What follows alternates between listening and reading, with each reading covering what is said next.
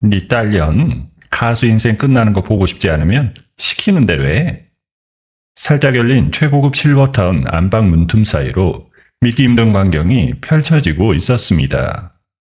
평소 교양 있는 척 사돈지간의 정을 과시하던 시어머니가 제 친정엄마의 머리채를 휘어잡고 바닥에 내동댕이 치고 있었어요. 트로트 가수로 얼굴이 알려진 제 이미지에 흠집이라도 날까봐 엄마는 그 끔찍한 폭행을 묵묵히 견디며 실버타운이 너무 좋으니 바쁜데 오지 말라고 거짓말을 했던 겁니다. 저는 침착하게 전화기를 꺼내 그 모든 장면을 조용히 촬영했어요. 그리고 전화 한 통을 걸었습니다. 잠시 후 교활했던 시어머니는 저와 친정엄마 앞에서 살려달라며 싹싹 빌고 있었죠. 사연 시작 전에 구독 버튼을 눌러주시고 어디서 듣고 계신지 댓글에 남겨주세요. 그곳에 늘 행운이 가득하길 바라겠습니다. 안녕하세요. 결혼생활 4년차 트로트 가수입니다. 전국 방방곡곡 행사장을 누비고 방송국을 오가느라 1년 365일 중에 제대로 쉬는 날이 손에 꼽을 정도였어요. 그래도 저는 행복했습니다. 제 매니저이자 남편인 강현우가 늘 곁에서 운전대를 잡아주고 스케줄을 챙겨주었고 시댁 식구들 생활비까지 제가 전부 책임지고 있기에 시어머니와의 관계도 좋았거든요. 남들은 고부 갈등이니 시집살이니 하며 치를 떨었지만 저희 집은 그런 것과는 거리가 먼 완벽한 가정이라고 굳게 믿었습니다. 더군다나 시어머니 윤말순과 친정엄마 오정숙은 어찌나 사이가 좋은지 백화점이며 찜질방이며 늘 붙어 다니셨어요. 다른 사돈지간은 서먹해서 몇 년에 한 번 보기도 어렵다는데 두 분은 친자매처럼 다정하셨죠. 친정엄마께 용돈 대신 드린 신용카드 명세서에 찍힌 금액이 많긴 했습니다. 그래도 저는 인기 가수였고 그 정도는 충분히 감당할 수 있었기에 두 분이 즐겁게 지내신다는 사실에 그저 마음이 흐뭇했어요. 그러던 어느 날이었습니다. 시어머니가 저녁상 앞에서 조심스럽게 말을 꺼내셨어요. 치아나, 사부인이 글쎄 바쁜 딸한테 침이 되기 싫다고 자꾸 그러는구나. 그래서 말인데 우리 두 늙은이 그 좋다는 실버타운에 같이 들어가는 건 어떻겠니? 저는 깜짝 놀라 친정엄마를 바라봤습니다. 그래, 지아나. 엄마도 사부인이랑 같이 있으면 적적하지도 않고 얼마나 좋겠니? 너도 우리 걱정 안 하고 일에만 집중하면 되고. 두 분이 한 목소리로 제 등을 떠미시는데 저는 거절할 이유가 없었습니다. 오히려 두 분의 편안한 노후를 위해 제가 더 좋은 것을 찾아드려야겠다는 마음뿐이었어요. 그렇게 저는 한 달에 수천만 원이 든다는 최고급 실버타운에 두 분을 모셨습니다. 비용이 얼마가 들든 아깝지 않았어요. 매일 전국을 도느라 몸은 천근만근이었지만 두 분이 그곳에서 행복하게 지내신다고 생각하면 발걸음이 한결 가벼워졌거든요. 그러던 차에 지방에서 열리기로 한 야외 행사가 갑작스러운 폭우로 취소됐어요. 정말 오랜만에 찾아온 달콤한 휴일이었죠. 마침 남편 강현우도 오랜만에 친구를 만나러 나간 참이라 저는 친정엄마를 뵈러 가기로 했습니다. 저는 백화점에 들러 친정엄마가 좋아하는 제철 과일과 고급 간식들을 양손 무겁게 사들고 실버타운으로 향했어요. 엄마 얼굴에 번질 환한 미소를 떠올리니 운전하는 내내 입꼬리가 절로 올라갔습니다.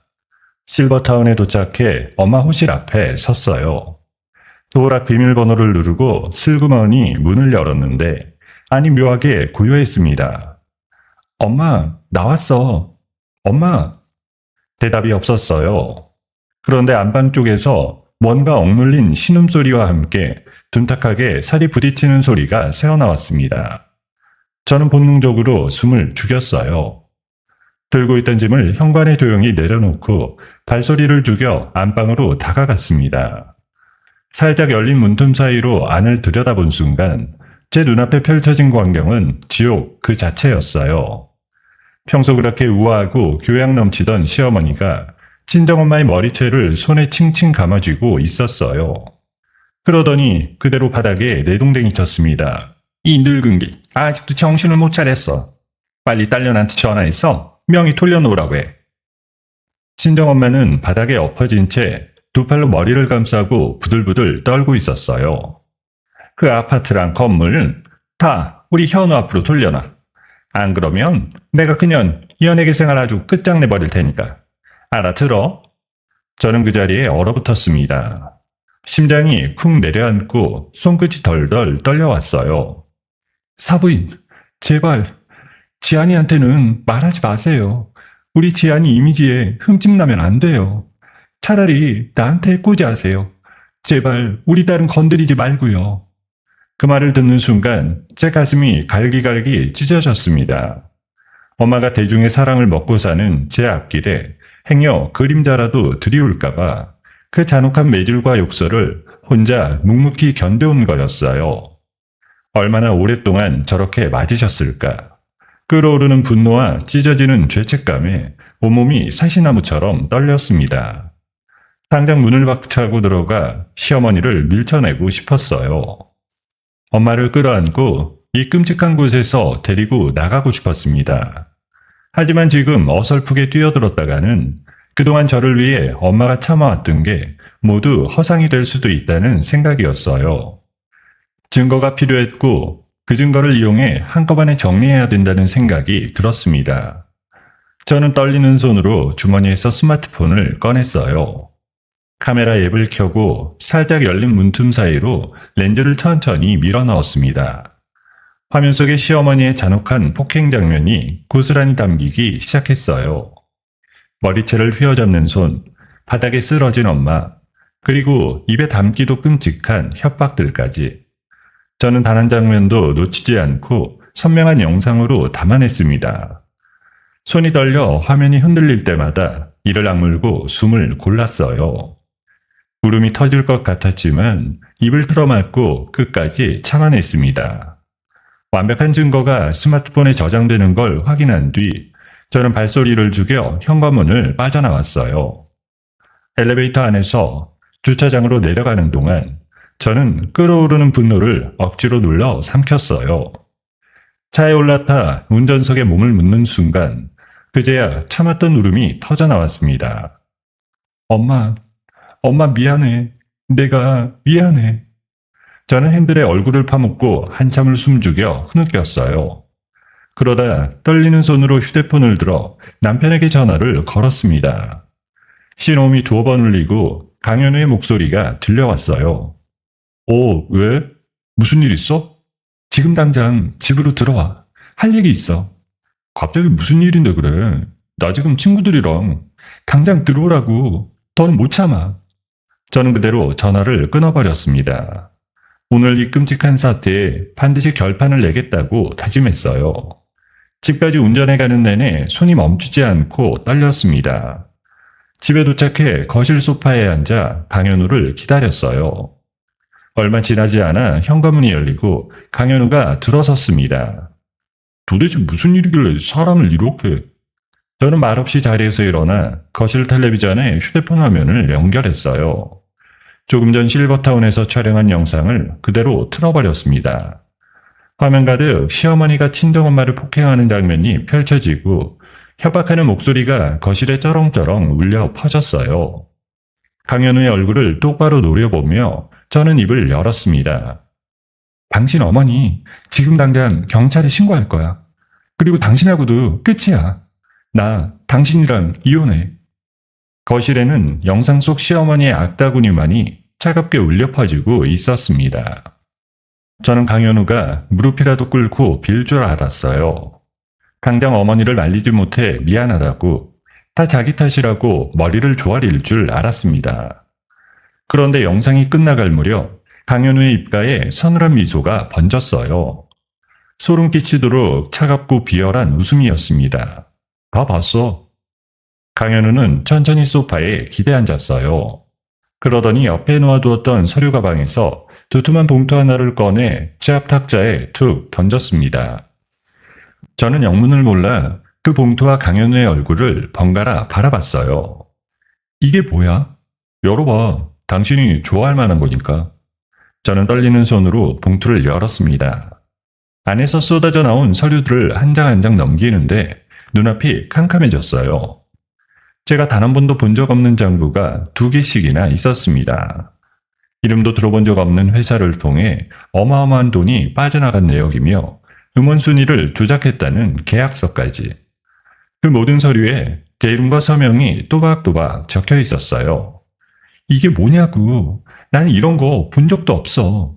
이 서명도 내가 한 거 아니고. 본 적이 없으면 어때?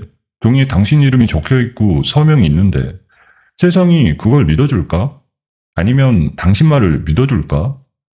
저는 그제야 깨달았습니다. 강현우가 소속사 대표라는 자리를 이용해 지난 몇 년 동안 제 모든 돈을 손바닥 위에 올려놓고 주물러 왔다는 사실을요. 잘 들어. 당신이 이혼하자는 말을 입에 올리거나 우리 어머니한테 손끝 하나라도 대는 순간 이 서류들 전부 세무서랑 기자들한테 뿌려버릴 거야. 그럼 당신은 그날로 끝이고 다시는 무대에 못 올라. 저는 다리가 후들거려 그 자리에 주저앉을 뻔했습니다.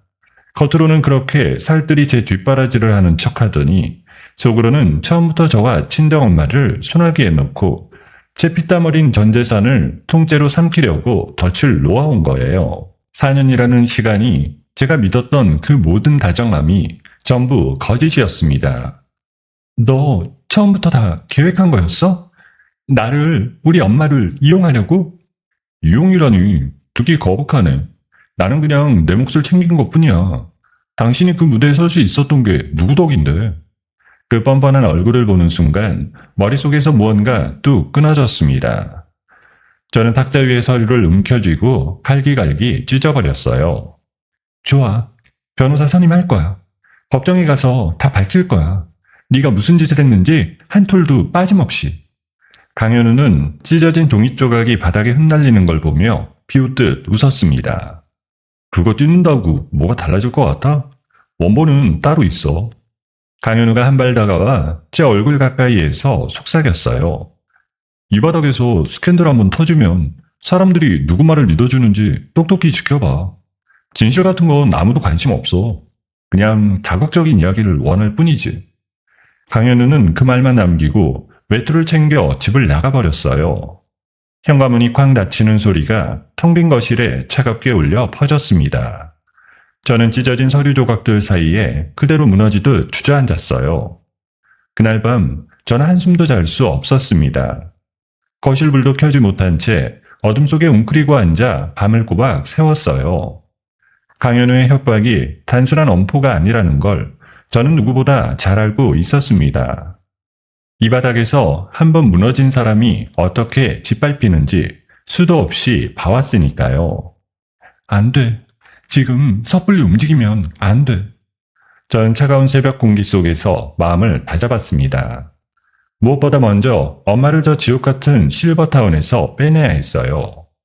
저 사람들이 엄마를 인질처럼 붙잡고 있는 한 저는 손발이 묶인 거나 마찬가지였으니까요. 날이 밝자마자 안전한 곳을 알아보고 어떻게든 엄마를 데리고 나오겠다고 다짐했습니다. 다음날 아침 8시 저는 강현우가 잠든 사이 조용히 집을 나섰어요. 엄마의 짐을 챙겨 안전한 곳으로 모실 생각에 곧장 실버타운으로 차를 몰았습니다. 그런데 로비에 들어서자마자 검은 정장을 입은 보안요원 둘이 제 앞을 가로막았어요. 죄송합니다. 지금은 면회가 어렵습니다. 면회라뇨. 우리 엄마예요. 내가 비용을 다 내는 사람이고요. 비키세요. 그때 실버타운 원장이라는 사람이 다가왔어요. 서재한 씨, 보호자이자 비용을 결제하시는 분께서 분명히 지시를 내리셨습니다. 외부인 면회를 일절 받지 말라고요. 보호자라뇨? 그 사람이 누군데요? 내 남편이요? 그 사람이 무슨 권리로? 게다가 어머님 본인께서도 직접 각서를 쓰셨습니다. 누구의 면회도 원치 않는다고요. 여기 어머님 자필 서명이 있습니다. 저는 그 종이를 보고 머리를 한 대 얻어맞은 듯 했어요. 분명 엄마의 글씨였습니다. 말도 안 돼. 우리 엄마가 이걸 자기 손으로 썼을 리가 없어요. 강요받은 거예요. 한 번만 만나게 해주세요. 제발요. 규정상 어렵습니다. 돌아가 주세요. 보안요원들이 양쪽에서 제 팔을 잡고 출입구 밖으로 밀어냈어요. 저는 억장이 무너지는 심정으로 휴대폰을 꺼내 엄마에게 전화를 걸었습니다. 10통이 넘도록 신호만 가고 연결되지 않았어요. 그러다 마침내 통화가 연결됐습니다. 엄마 나야, 지안이야. 괜찮아, 내가 지금 데리러 왔어. 수화기 너머로 들려온 엄마의 목소리는 제가 알던 그 목소리가 아니었습니다. 잔뜩 위축되고 떨리는, 마치 누군가 옆에서 감시하는 듯한 목소리였어요. 지안아, 나 찾지 마. 제발 나 좀 찾지 말아줘. 엄마, 무슨 소리야. 내가 다 봤어. 어제 다 봤다고. 엄마 거기 있으면 안 돼. 나 찾지 마. 엄마는 괜찮아. 제발 나 찾지 마. 엄마는 앵무새처럼 같은 말만 되풀이하다 전화를 끊어버렸습니다. 저는 끊어진 휴대폰을 손에 쥔 채 그 자리에 못 박힌 듯 서 있었어요. 나중에 알게 되었습니다. 전날 밤 강연우의 지시를 받은 시어머니가 밤새 엄마를 붙잡고 지독한 말로 세뇌를 했다는 걸요. 딸 앞길 망치는 꼴 보기 싫으면 입 다물고 조용히 숨어 지내라고 밤새도록 엄마를 몰아붙인 겁니다. 엄마는 결국 그 지독한 세뇌에 완전히 짓눌려버린 거였습니다. 저는 사방이 꽉 막힌 거대한 감옥에 갇힌 기분이었어요. 어디로도 빠져나갈 구멍이 보이지 않았습니다. 실버타운 건물 앞 차가운 보도블록 위에서 저는 다리에 힘이 풀려 그대로 주저앉고 말았어요. 며칠이 흘렀습니다. 숨 돌릴 틈도 없이 또 다른 지옥이 저를 덮쳤어요. 그날 아침 휴대폰이 미친 듯이 울려대기 시작했습니다. 인터넷 포털 사이트 첫 화면에 제 이야기가 도배되어 있었어요. 유명 트로트 가수 A씨 수십억대 세금 포탈 의혹, 음원순위 조작에 가담한 정황 포착, 자극적인 제목들이 줄줄이 화면을 가득 채웠습니다. 이게 무슨... 저는 떨리는 손으로 기사를 하나하나 눌러봤어요. 강현우가 자기 손에 쥐고 있던 그 조작된 서류들을 악질적인 기사들과 온라인에서 남 헐뜯는 걸로 먹고 사는 자들에게 슬쩍 흘린 거였습니다. 여론은 순식간에 들끓었어요. 저를 향한 배신감과 비난의 댓글이 폭포처럼 쏟아졌습니다. 방송국에서는 줄줄이 하차 통보가 날아왔고 광고를 찍기로 했던 회사들도 하나둘 등을 돌렸습니다. 소속사 대표인 강현우는 일부러 아무런 대응도 하지 않았어요. 오히려 그렇게 침묵하면서 사태를 더 키웠습니다. 저는 해명할 기회조차 얻지 못한 채 집안에 갇혀버렸어요. 대문 밖에는 기자들이 몰려와 진을 쳤습니다. 제가 창밖으로 고개만 내밀어도 카메라 플래시가 미친 듯이 터졌어요. 저는 커튼 뒤에 숨어 숨죽인 채 그 광경을 지켜볼 수밖에 없었습니다. 그 와중에 강현우는 집에 들어오지도 않았습니다. 대신 자기 변호사를 통해 합의서라는 걸 보내왔어요. 모든 재산을 넘기고 잘못했다고 무릎 꿇는 기자회견을 열면 선처해주겠다고? 저는 그 종이를 손에 쥐고 부르르 떨었습니다. 저를 벼랑 끝까지 몰아붙이고는 그 끝에서 마지막 한 방울까지 짜내려는 속셈이었어요. 저는 이를 악물고 휴대폰을 들었습니다. 평소 친하게 지내던 방송계 선후배들에게, 동료 가수들에게 닥치는 대로 전화를 걸었어요. 선배, 저예요. 지안이요. 이거 다 거짓말이에요. 제발 한 번만 제 얘기 좀 들어주세요. 하지만 돌아오는 건 차가운 침묵뿐이었습니다. 다들 약속이나 한 듯 제 전화를 피했어요. 받더라도 바쁘다는 말만 남기고 서둘러 끊어버렸습니다. 강현우가 미리 손을 다 써둔 거였어요. 싸늘하게 식어버린 여론 탓에 다들 저와 엮이는 걸 두려워했습니다. 저는 완전히 외톨이가 되어버렸어요. 세상이 저를 믿어주는 사람이 단 한 명도 없었습니다. 저는 어두운 거실에 홀로 앉아 휴대폰을 만지작거렸어요. 화면 속에는 그날 실버타운에서 찍은 시어머니의 폭행 영상이 그대로 저장되어 있었습니다. 이걸 지금 터뜨려버릴까? 당장이라도 세상의 공개에 진실을 밝히고 싶었습니다. 하지만 손끝이 화면 위에서 멈칫했어요. 강현우가 쥐고 있는 그 조작된 세금 서류를 먼저 무너뜨리지 않으면 이 영상마저 뒤집어 쓸 게 뻔했습니다. 그래, 지금 이걸 올리면 사람들은 또 이렇게 말하겠지. 불리하니까 조작한 영상으로 물타기 한다고. 저들은 분명 이 영상을 두고도 가짜라고, 불리한 여론을 덮으려는 수작이라고 몰아붙일 게 뻔했습니다. 저는 휴대폰을 꽉 움켜쥐었어요. 단순히 영상 하나 공개하는 걸로는 어림도 없었습니다. 강현우가 그토록 친밀하게 짜놓은 덫의 모순을 통째로 부숴버려야 했어요. 그의 숨통을 단번에 끊어낼 거대한 반격의 판을 짜야만 했죠. 저는 떨리는 손으로 법률 전문가를 수소문하기 시작했습니다. 이름난 변호사들에게 연락을 돌렸지만 제 이름을 듣자마자 대부분 손사래를 쳤습니다. 세상이 다 등을 돌린 사람을 맡으려는 변호사는 없었습니다. 그렇게 절망에 빠져있던 어느 늦은 밤이었어요. 모르는 번호로 전화 한 통이 걸려왔습니다. 저는 또 기자인가 싶어 받을까 말까 망설이다 조심스럽게 통화 버튼을 눌렀어요. 여보세요? 수화기 너머에서 묵직하고 차분한 남자 목소리가 들려왔습니다. 서지한 씨? 저 기억하실지 모르겠네요. 최정훈입니다. 저는 그 이름을 듣는 순간 가슴이 철렁했어요. 데뷔 초 제가 억울하게 표절 시비에 휘말려 모든 걸 잃을 뻔했을 때였어요.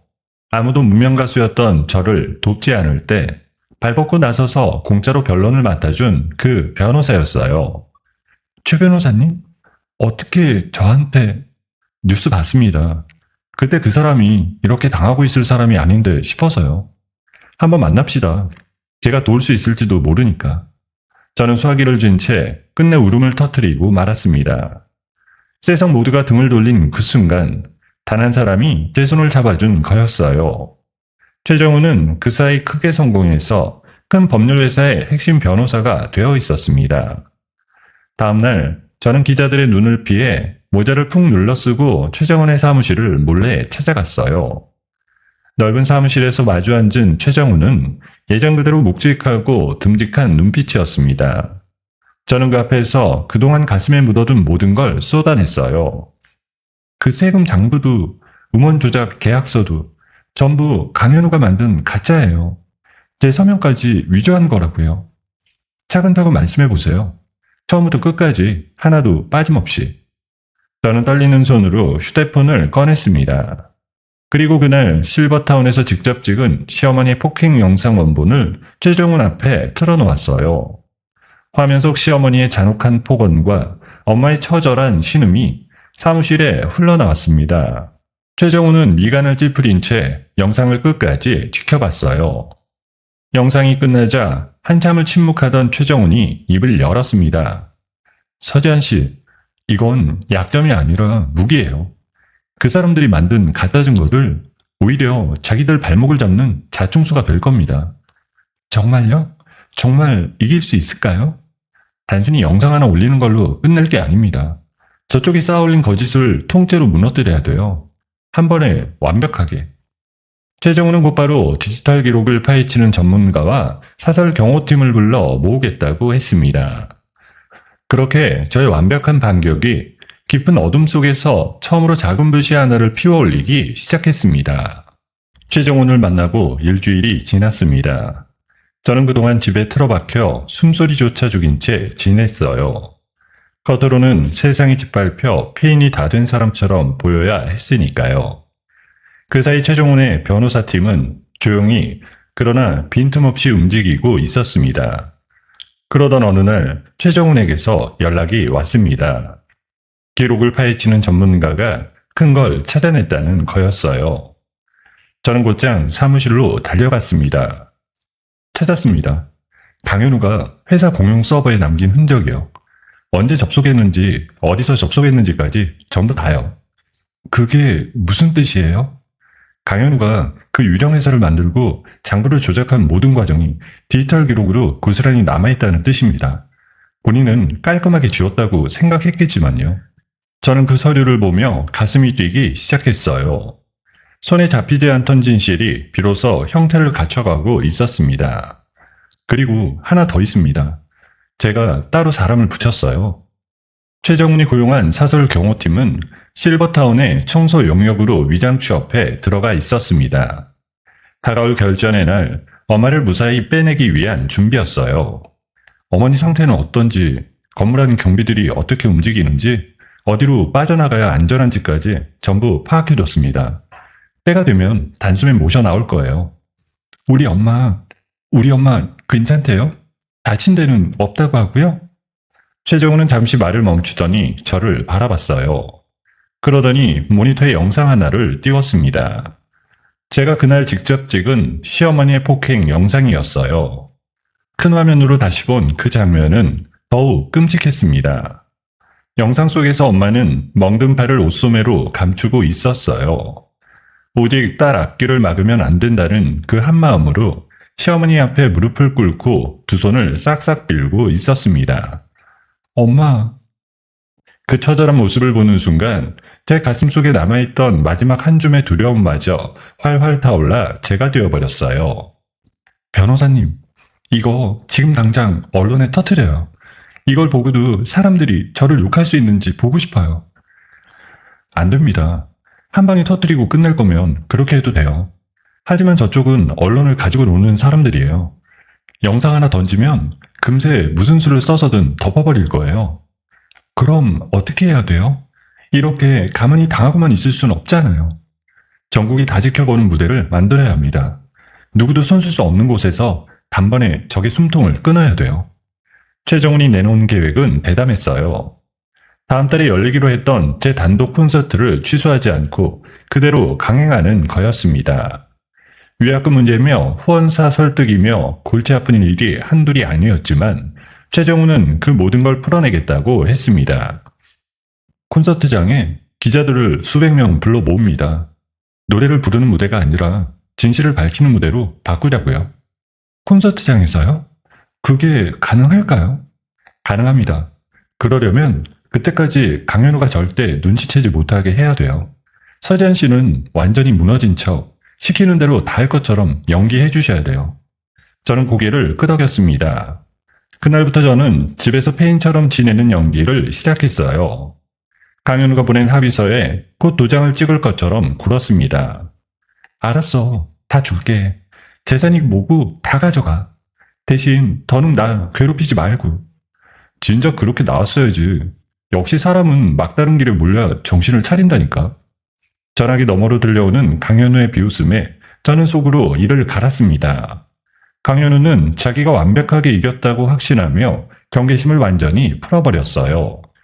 그 사이 최정훈의 팀은 또 다른 진실을 캐내고 있었습니다.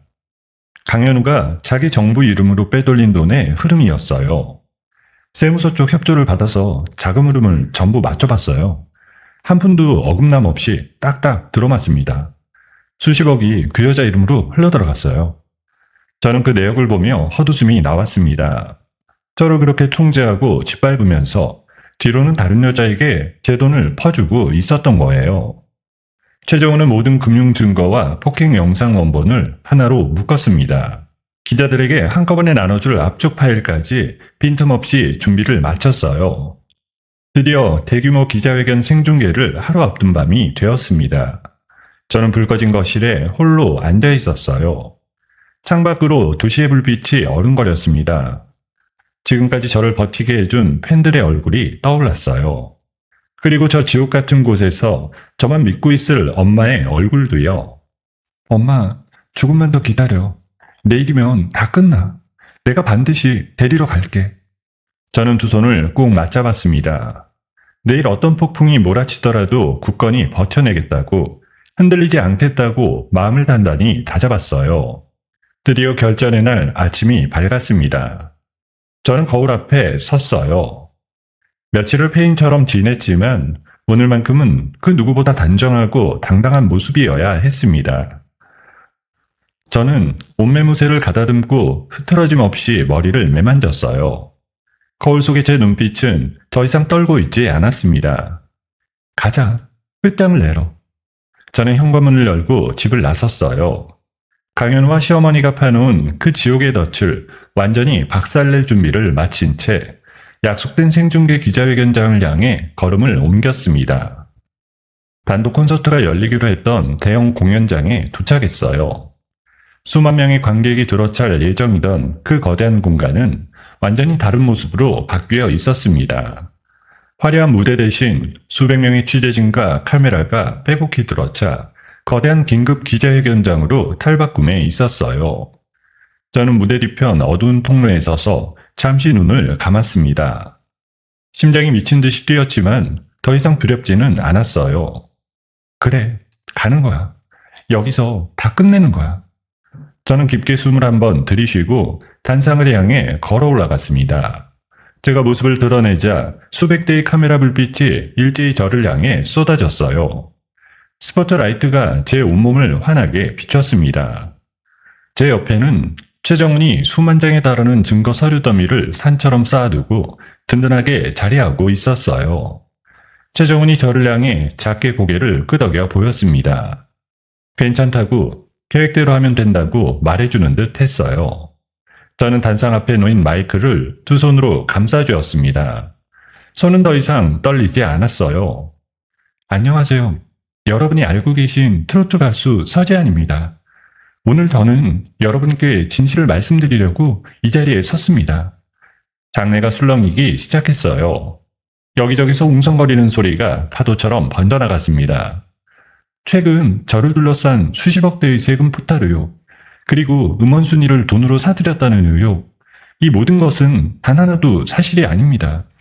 전부 제 소속사 대표이자 남편인 강현우가 꾸며낸 거짓입니다. 기자들 사이에서 논란 탄성이 터져나왔어요. 그는 저를 완벽하게 무너뜨리고 제가 피땀 흘려 모은 재산을 송두리째 빼앗기 위해 결혼 첫날부터 저를 속이고 덫을 놓아왔습니다.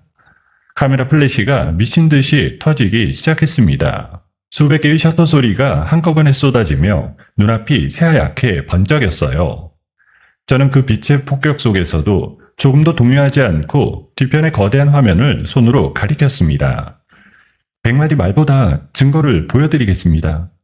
저들이 만든 이 가짜 장부가 도대체 언제 어디서 누구의 손으로 만들어졌는지 그 흔적이 여기 고스란히 남아있습니다. 화면이 켜지자 장내가 술렁였어요. 강현우가 조작한 이중장부의 원본 파일이 처음 만들어진 날짜와 시각, 그리고 그것을 만진 손길의 흔적이 적나라하게 떠올랐습니다. 보시다시피 이 서류들은 제가 알지도 못하는 사이에 만들어졌습니다. 그리고 여기 더 추악한 진실이 있습니다. 이어서 화면에는 강현우가 회사 돈을 빼돌린 흔적이 떠올랐어요.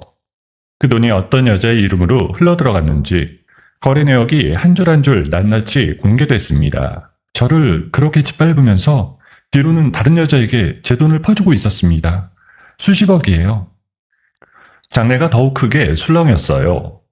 기자들이 정신없이 자판을 두드리고 카메라를 들이댔습니다. 저는 다시 마이크를 고쳐주었어요. 이제 가장 가슴 아픈 진실을 꺼낼 차례였습니다. 그리고 이게 끝이 아닙니다. 이 사람들은 제 친정엄마를 인질로 붙잡았습니다. 순간 장내가 조용해졌어요. 저는 터져나오려는 울음을 꾹 누르고 다시 입을 열었습니다. 제 명의로 된 아파트와 건물을 빼앗으려고 이른을 바라보는 제 친정엄마를 실버타운에 가둬놓고 무자비하게 폭행했습니다. 제가 그 현장을 두 눈으로 똑똑히 봤고 이 손으로 직접 찍었습니다. 지금부터 보여드리겠습니다. 저는 최정훈을 향해 천천히 고개를 끄덕였어요. 최정훈이 무거운 얼굴로 신호를 보냈습니다.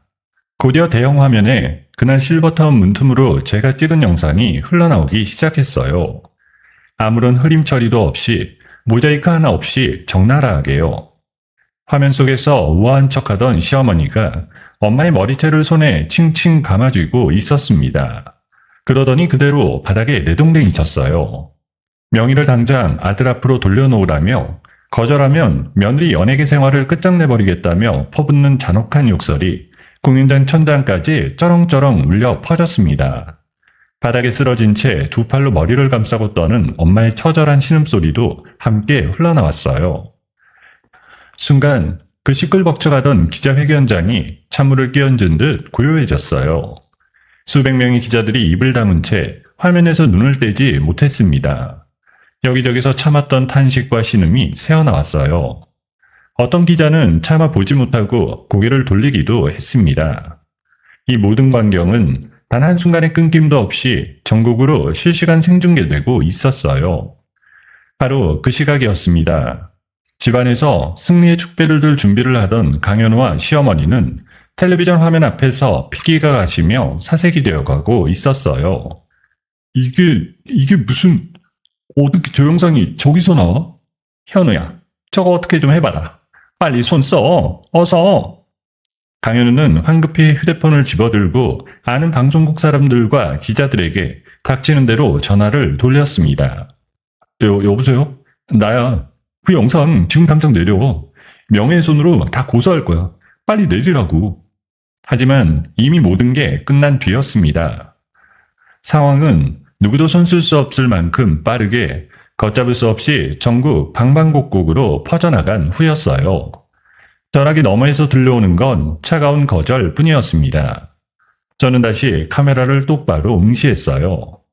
뜨거운 눈물이 두 뺨을 타고 흘러내렸지만 저는 그것을 닦지 않았습니다. 저는 오늘 이 자리에서 제 가수 인생이 끝나도 좋습니다. 제가 그토록 사랑하는 무대를 다시는 밟지 못해도 괜찮습니다. 짐승보다 못한 저자들로부터 제 어머니를 지킬 수만 있다면요. 장내 곳곳에서 카메라 셔터 소리마저 잦아들었어요. 기자들의 눈빛이 흔들리고 있었습니다. 여러분, 부디 진실을 봐주세요. 한 사람의 거짓말에 또 한 사람의 인생이 짓밟히는 일이 이번 한 번으로 끝나게 도와주십시오. 부탁드립니다.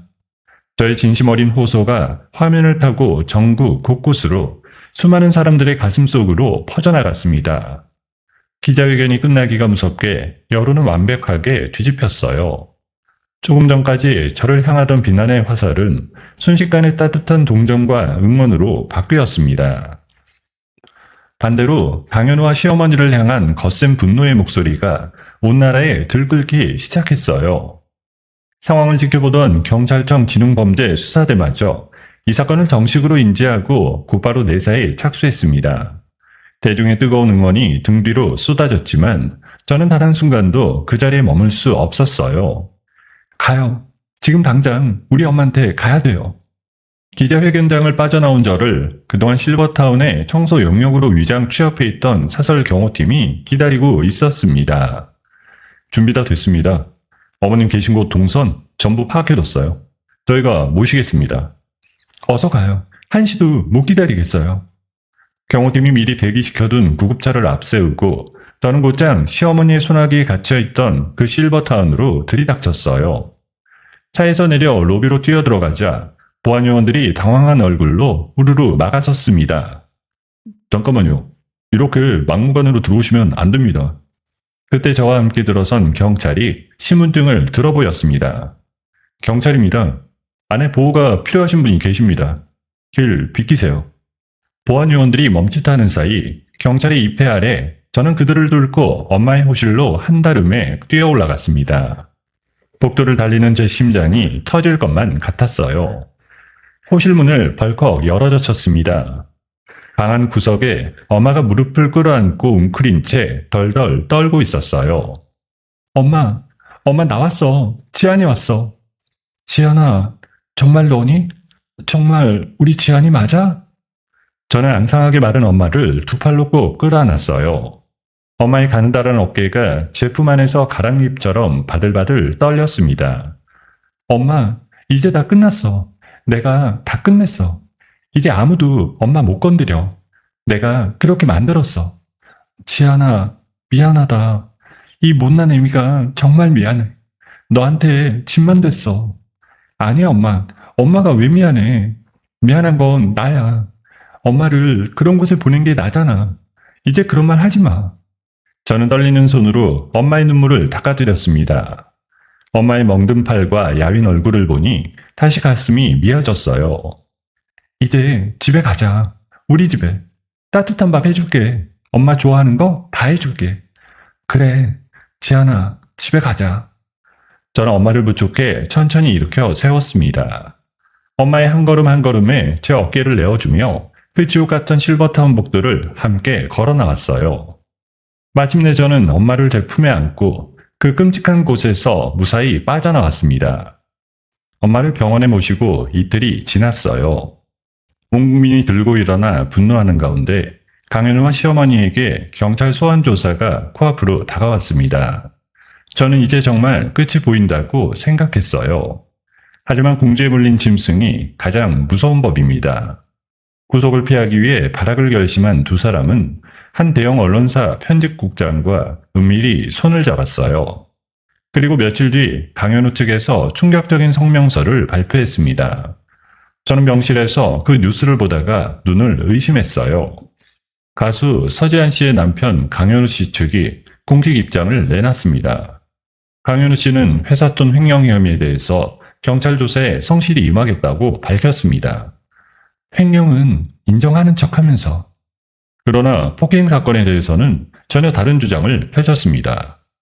화면이 바뀌고 강현우 측 변호사가 카메라 앞에 섰습니다. 공개된 영상은 악의적으로 편집된 겁니다.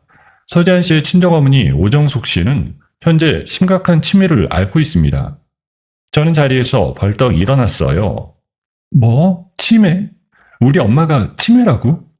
여기 진단서가 있습니다. 오정숙 씨가 치매로 인해 흉기를 들고 난동을 부렸고 시어머니 윤말순 씨는 그것을 말리려 했을 뿐입니다. 명백한 정당방위입니다. 저는 텔레비전을 향해 소리를 질렀습니다. 거짓말, 새빨간 거짓말이야. 우리 엄마 멀쩡하다고. 강현우는 평소 유착관계에 있던 부패한 의사를 돈으로 매수했습니다. 그 의사를 통해 엄마가 중증 치매를 앓고 있다는 가짜 진단서를 만들어 세상에 뿌린 거였어요. 제가 공개한 영상을 치매 환자가 흉기를 들고 난동을 부리자 시어머니가 그걸 말리던 장면을 악의적으로 짜집게 한 거라고 몰아붙였어요. 그뿐만이 아니었습니다. 경찰 수사망이 점점 좁혀오자 강현우는 또 다른 비열한 짓을 꾸미고 있었습니다. 자기 정부에게 유령회사 설립과 자금 횡령의 모든 죄를 뒤집어 씌우고 조용히 꼬리를 자르려 한 겁니다. 다행히 이 비열한 정황을 최정훈 측 탐정이 미리 포착하고 은밀히 감시를 시작했어요. 문제는 여론이었습니다.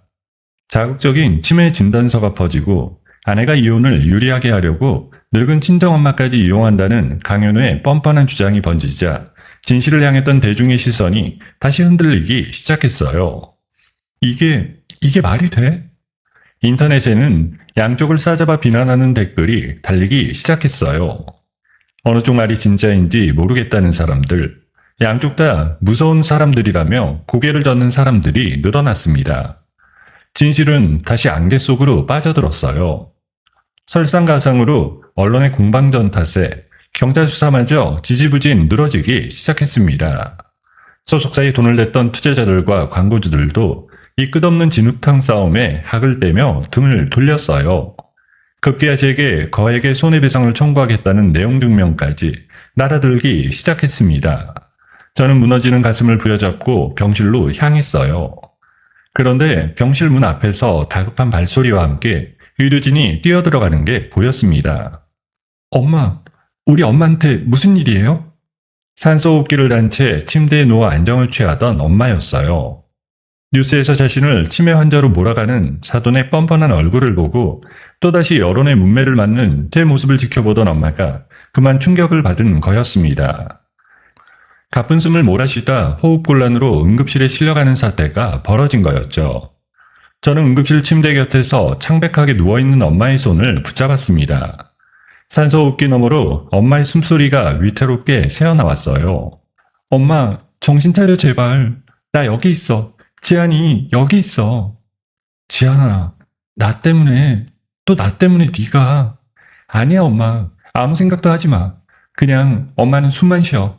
나만 보고 있어. 저는 산소호흡기를 단 채 핏기 없이 누워있는 엄마를 바라봤습니다. 또다시 가슴이 무너져 내렸어요. 찢어지는 죄책감이 저를 짓눌렀습니다. 내 가수 인생이 완전히 박살나도 좋아. 저것들을 반드시 끝장내고 말겠어. 그 추악한 진흙탕 싸움에서 저는 처음으로 살이라는 것을 느꼈습니다.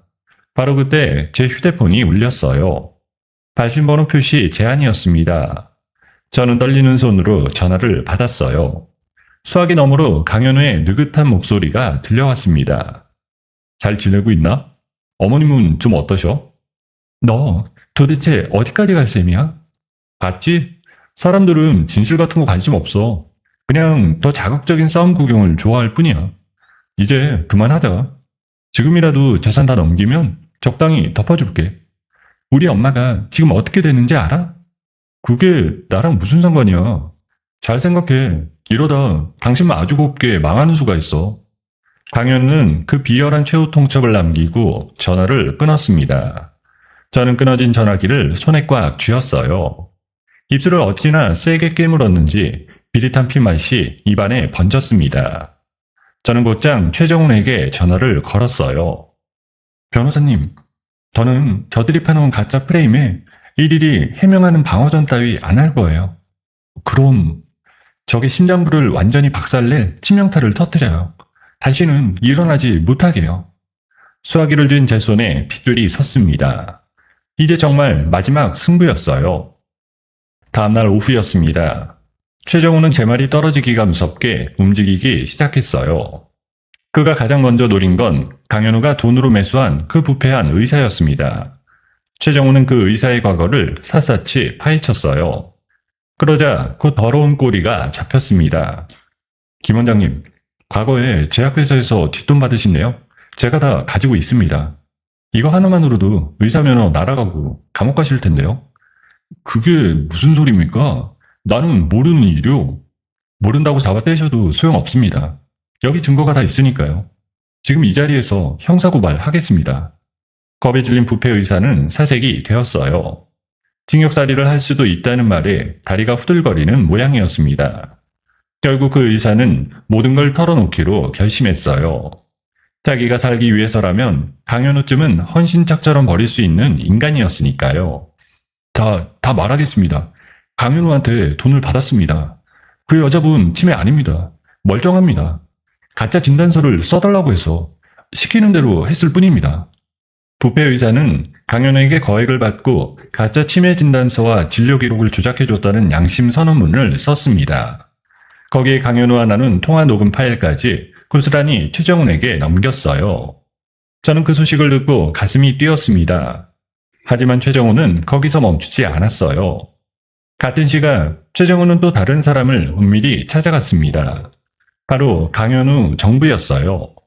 강현우에게 철저히 버림받고 모든 횡령죄를 혼자 뒤집어쓸 위기에 처한 여자였습니다. 분노와 배신감에 치를 떨고 있던 그녀를 최정훈이 조용히 만난 거였어요. 지금 강현우는 모든 죄를 당신한테 떠넘기고 혼자 빠져나갈 생각입니다. 알고 계셨습니까? 그 인간이 정말 그랬다고요? 증거가 다 있습니다. 당신 혼자 다 뒤집었으면 형량이 어마어마해요. 하지만 지금 사실대로 다 밝히신다면 제가 형량을 줄이고 선처받으실 수 있도록 끝까지 돕겠습니다. 정말 그렇게 해주실 수 있어요? 약속합니다. 대신 강현우가 어떻게 당신을 이용했는지, 어떻게 돈을 빼돌리라고 시켰는지 하나도 빠짐없이 말씀해 주셔야 돼요. 한참을 망설이던 정부는 결국 입을 열었습니다. 배신감에 사로잡힌 그녀는 강현우의 악랄한 사기 수법과 횡령 지시를 낱낱이 털어놓았어요. 최종훈은 그 모든 걸 결정적인 내부 고발 인터뷰 영상으로 담아냈습니다. 이제 모든 패가 제 손안에 들어왔어요. 저는 이번에는 기자들을 부르지 않기로 했습니다. 언론은 이미 한번 저들에게 놀아놨으니까요. 저는 수백만 명이 보고 있는 제 개인 영상 채널을 켰습니다. 그리고 생방송 버튼을 눌렀어요. 여러분, 안녕하세요. 서재한입니다. 오늘은 어떤 편집도, 어떤 거짓도 없이 진실만 보여드리겠습니다. 저는 먼저 부패 의사의 양심선언 녹음 파일을 틀었습니다. 화면 너머로 의사가 강현우에게 돈을 받고 가짜 진단서를 만들었다고 자백하는 목소리가 흘러나왔어요. 우리 엄마는 치매가 아닙니다. 이게 진실입니다. 저들이 우리 엄마를 치매 환자로 만든 가짜 진단서, 이렇게 만들어진 겁니다. 이어서 저는 강현우 정부의 내부 고발 인터뷰 영상을 송출했어요. 화면 속에서 그녀는 강현우가 어떻게 사람들을 속였는지, 어떻게 회사 돈을 빼돌리라고 지시했는지 모든 걸 폭로했어요. 조작된 정당방위 프레임을 산산조각 내는 의사의 자백, 그리고 꼬리를 자르려다 내부자의 배신으로 만천하에 드러난 강현우의 파렴치한 민낯. 이 두 가지가 연달아 터져나오자 강현우 측의 언론 플레이는 순식간에 모래성처럼 무너져 내렸습니다. 빼도 박도 못하는 명백한 범죄 증거가 실시간으로 쏟아지자 대중의 분노는 더 이상 통제할 수 없을 만큼 폭발했어요. 이번에는 그 누구도 두 사람을 감싸지 못했습니다. 경찰도 더는 머뭇거리지 않았어요. 곧바로 강현우의 소속사와 시댁, 그리고 그 부패한 의사의 병원에 대대적인 압수수색이 들어갔어요. 마침내 두 사람에게 체포영장이 발부됐습니다. 상황이 끝났음을 직감한 강현우는 비겁하게 도망을 택했어요. 급히 공항으로 달려가 해외로 빠져나가려 했습니다. 하지만 인천공항 출국장에는 이미 형사들이 잠복하고 있었어요. 강현우 씨, 당신을 횡령과 협박 혐의로 체포합니다. 나 이거 놓으라고. 내가 누군지 알아? 수많은 사람들이 지켜보는 출국장 한복판에서 강현우는 두 손에 수갑이 채워진 채 바닥에 엎드리는 수모를 겪었어요. 그토록 강한 척하던 강현우의 마지막은 그렇게 비참했어요. 시어머니도 마찬가지였습니다. 실버타운에서 부랴부랴 짐을 싸 달아나려다 들이닥친 형사들에게 덜미를 잡혔어요. 윤말순 씨, 특수폭행과 문서 위조를 시킨 혐의로 긴급 체포합니다. 이거 다 큰 며느리년이 꾸민 짓이야. 내가 무슨 죄가 있다고? 시어머니는 끝까지 제 탓을 하며 발악하다 결국 유치장으로 끌려갔습니다. 저는 그 모든 장면을 병실 텔레비전 화면으로 지켜봤어요. 두 사람이 수갑을 차고 고개를 떨군 채 끌려가는 모습이 뉴스 속보로 흘러나왔습니다. 저는 천천히 고개를 돌려 엄마를 바라봤어요. 엄마의 얼굴에 어느새 핏기가 돌아와 있었습니다. 지안아, 정말 다 끝난 거니? 엄마, 이제 정말 다 끝났어. 저 사람들 다시는 우리 못 건드려. 우리 딸 정말 장하다. 정말 장해. 저는 핏기가 돌아온 엄마의 손을 두 손으로 꼭 맞잡았습니다. 그동안 참고 또 참아왔던 뜨거운 눈물이 그제야 둑이 터지듯 쏟아져 내렸어요. 마침내 저는 완전한 승리를 손에 쥐었습니다. 체포된 두 사람의 첫 재판날이 밝았습니다. 그로부터 어느덧 석 달이 흐른 뒤였어요. 저는 법정 방청석에 앉아 그 결과를 두 눈으로 똑똑히 지켜봤습니다. 강현우는 회사 돈을 빼돌리고 제 돈으로 자기 입속을 채우고 가짜 서류를 만들고 저를 협박한 죄로 징역 7년의 무거운 형을 선고받았어요. 시어머니 역시 친정엄마를 무자비하게 때리고 가짜 진단서를 만들도록 사주한 죄로 징역 3년의 실형을 선고받았습니다. 판사의 선고가 떨어지는 순간 두 사람은 그 자리에서 법정 구속됐어요. 이럴 수는 없어. 이건 말이 안 돼. 내가 무슨 죄야? 며느리년이 다 꾸민 일이라니깐. 저는 끌려가는 두 사람의 뒷모습을 끝까지 바라봤어요. 이제 더 이상 분노도 미움도 느껴지지 않았습니다. 그저 모든 것이 제자리를 찾아갔다는 후련함만이 남아있었어요. 감옥에 갇힌 두 사람은 가진 재산을 모두 빼앗긴 채 빈털터리가 되었습니다. 한때 제 돈으로 누리던 호화로운 생활을 전부 잃어버린 거였죠. 좁은 감방 안에서 서로 내 탓이라며 손가락질하고 싸운다는 소식이 들려왔습니다. 저는 그 소식을 듣고도 아무런 감흥이 없었어요. 저는 최정훈의 깔끔한 일처리 덕분에 강현우와의 이혼 소송에서도 완벽하게 이겼습니다. 제 모든 재산과 명의를 단돈 1,000원 한 장 빼앗기지 않고 온전히 지켜냈어요. 변호사님, 정말 뭐라고 감사를 드려야 할지 모르겠어요. 변호사님이 아니었으면 저는 진작 무너졌을 거예요. 무슨 말씀을요? 예전에 서지한 씨가 베풀어준 마음에 비하면 아무것도 아닙니다. 이제 좋은 일만 있으실 거예요. 이 모든 일을 겪으며 저는 뜻밖의 선물도 받았습니다. 가족을 지키기 위해 제 모든 걸 걸었던 그 이야기가 사람들의 가슴을 깊이 울린 거였어요. 저는 단순히 유행가를 부르는 가수를 넘어 진정성과 용기의 상징으로 떠올랐습니다. 거짓에 짓밟혔다가 끝내 진실로 일어선 저에게 사람들은 아낌없는 사랑을 보내주었어요. 저는 제 인생의 두 번째 전성기를 맞이했습니다. 저는 저를 올감했던 옛 소속사와 깨끗이 결별했어요. 그리고 제 손으로 직접 1인 기획사를 차렸습니다. 제가 진심으로 믿을 수 있는 사람들과 함께 새롭게 시작했어요. 이제는 누구의 눈치도 보지 않고 제 두 발로 당당하게 서는 주체적인 가수의 길을 걷기 시작했습니다. 친정엄마도 잃어버렸던 건강과 미소를 완전히 되찾았어요. 저는 공기 좋고 볕 잘 드는 곳에 직접 설계해 아담한 전원주택을 지었습니다. 엄마는 그곳 마당에서 작은 텃밭을 가꾸며 지냈어요.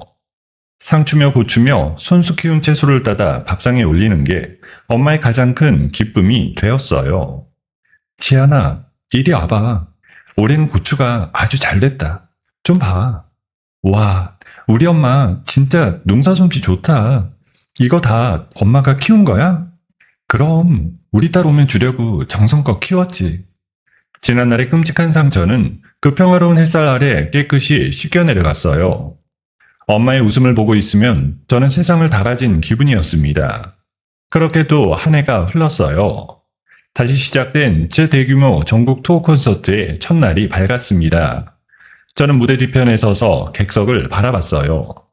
수만 명의 팬들이 제 이름을 목청껏 연호하고 있었습니다. 그들이 손에 든 응원봉의 불빛이 거대한 공연장을 별처럼 눈부시게 수놓았어요. 저는 그 광경에 가슴이 벅차올랐습니다. 가장 앞줄 특별석으로 눈을 돌렸어요. 그곳에 최정훈이 흐뭇한 얼굴로 앉아 있었습니다. 그리고 그 옆에는 누구보다 환한 얼굴로 제 이름이 적힌 큼지막한 프래카드를 흔드는 엄마가 있었어요. 엄마는 저를 향해 손을 흔들며 따뜻한 눈길을 보내고 있었습니다. 우리 딸 최고다. 서재한, 화이팅! 저는 엄마를 향해 마주 손을 흔들어 보였습니다. 가슴이 뜨거워지며 눈가가 촉촉이 젖어들었어요. 드디어 공연 시작을 알리는 음악이 울려 퍼졌습니다. 저는 마이크를 두 손에 꼭 쥐었어요. 쏟아지는 스포트라이트를 받으며 천천히 무대 한가운데로 걸어 나갔습니다. 수만 명의 함성이 파도처럼 저를 향해 밀려왔어요. 저는 객석을 향해 깊이 고개 숙여 인사했습니다. 여러분, 정말 오래 기다리셨습니다. 끝까지 저를 믿고 사랑해주신 여러분, 진심으로 감사합니다. 그 어떤 거짓에도, 그 어떤 가짜 약점에도 굴복하지 않고 끝내 저 자신을 지켜낸 자랑스러운 목소리였어요. 저는 첫 곡의 반주에 맞춰 노래를 시작했습니다. 제 목소리가 공연장 구석구석으로 울려 퍼졌어요. 수만 개의 응원봉이 제 노래에 맞춰 물결처럼 일렁였습니다. 저를 집어삼키려 했던 그 깊은 어둠과 지옥 같던 시간들을 모두 지나 저는 지금 무대 위에서 가장 화려하게 날아오르고 있었어요. 뼛속 깊이 깨달은 가족의 진정한 의미, 그리고 두 손으로 꽉 움켜쥔 제 삶의 찬란한 주도권. 저는 그 모든 것을 가슴에 품은 채 저를 사랑해주는 팬들에게 통쾌하고 환한 인사를 건넸습니다. 서재한의 이야기는 우리에게 한 가지를 분명히 보여줍니다. 세상 모두가 등을 돌리고 가장 믿었던 사람이 비수를 꽂는 순간에도 결코 놓지 말아야 할 것은 진실과 가족을 향한 마음이라는 것을요. 거짓은 잠시 사람들의 눈을 가릴 수 있어도 끝내 무너지게 되어 있습니다. 서재한이 끝까지 포기하지 않고 자신과 어머니를 지켜낸 것처럼 지금 힘든 시간을 보내고 계신 여러분께도 반드시 그 빛이 찾아오리라 믿습니다. 소중한 사람을 지키기 위해 자신의 모든 것을 걸었던 그 용기와 사랑이 오래도록 여러분의 마음에 따뜻하게 남기를 바랍니다.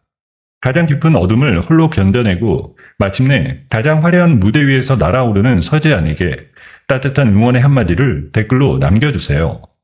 오늘의 이야기가 마음에 남으셨다면 구독 버튼도 꼭 눌러주시길 부탁드립니다. 감사합니다.